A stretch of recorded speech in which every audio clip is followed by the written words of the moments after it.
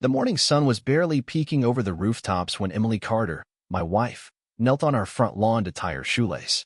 She was dressed in her usual off-duty attire, faded joggers, a hoodie, and a legally holstered pistol strapped to her hip. The air was crisp, the neighborhood silent, until two patrol officers shattered the calm. "Ma'am, step away and keep your hands visible," one barked, his hand hovering over his holster.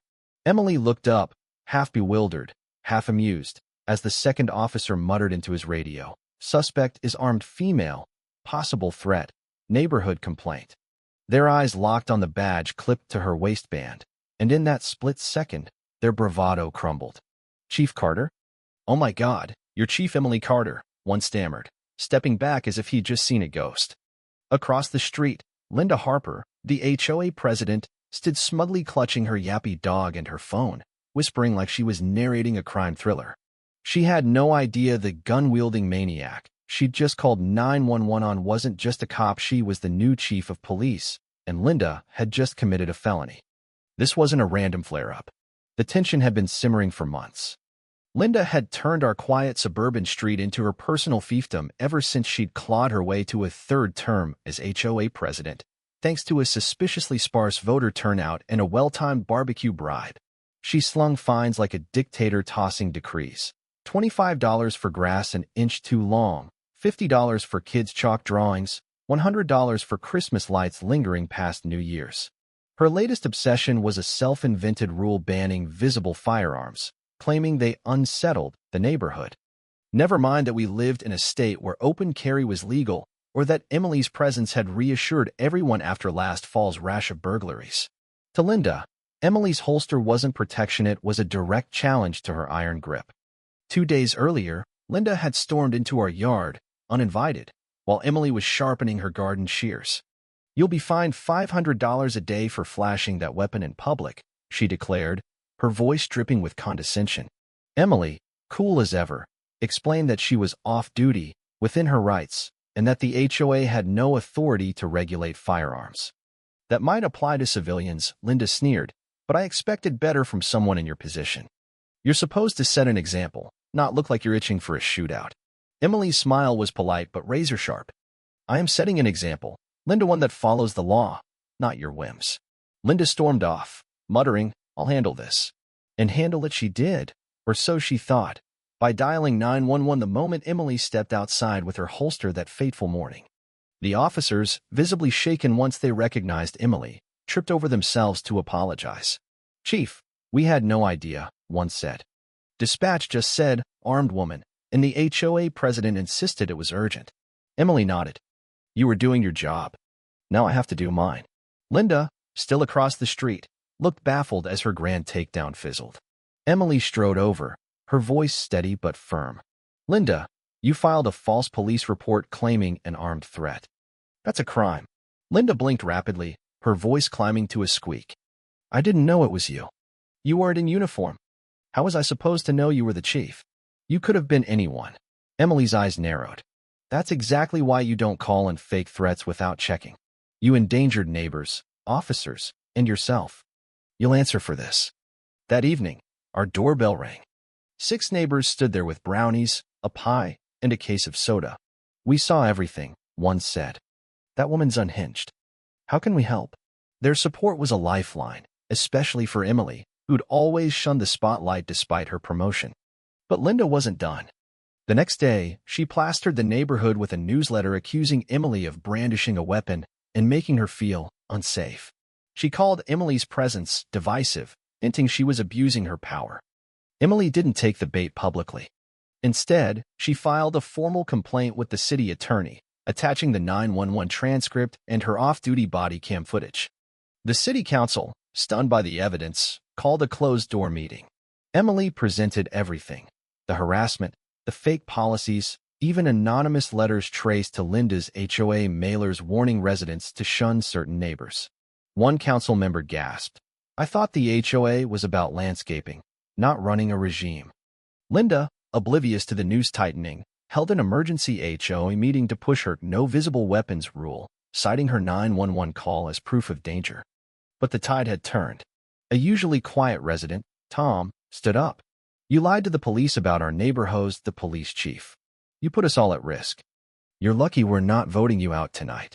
Linda's face reddened, but she pressed on until her own vice president whispered something that made her freeze. She was losing control, and she knew it.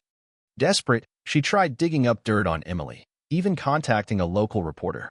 Unlucky for her, the reporter's son owed his life to Emily after she pulled him from a house fire years ago. That call backfired spectacularly. The neighborhood buzzed with outrage. Linda doubled down, mailing a glossy newsletter titled "Restoring Safety and Decency," painting herself as a victim of a weapon-wielding stranger, Emily, unnamed to dodge liability. It backfired when a furious neighbor forwarded it to the mayor, who was already livid. At a public safety meeting, Emily took the podium, her voice calm but lethal. She laid out the 911 call, the newsletter, and her rights as a citizen and officer. When she played Linda's panicked 911 recording, the room fell silent. The mayor demanded, "This was knowingly against a law-abiding officer?" Emily nodded. "This wasn't fear, sir. It was control masquerading as panic." The fallout was swift. The mayor ordered a citywide HOA review, and the city attorney began probing neighborhood enforcement policies. Linda's vice president, Michael Chin, cracked under pressure, revealing she'd issued unilateral fines and decisions without board approval. At another HOA meeting, residents revolted.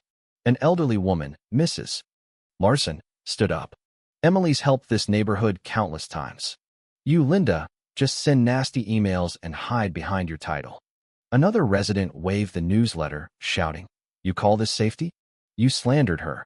Linda accused them of a mutiny, but when a no-confidence vote was proposed, she laughed nervously.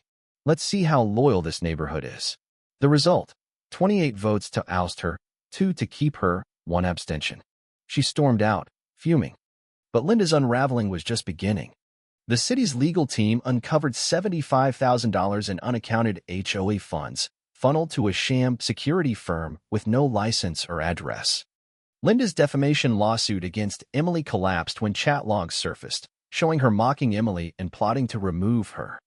The judge, unimpressed, warned Linda about false claims. Her suit was dismissed, but her desperation grew. She crashed community events, ranting through a megaphone about police corruption and drone spying on her. When escorted out of a town barbecue, she became a neighborhood meme, Linda's Greatest Hits, Volume 3. Emily, ever cautious, documented everything.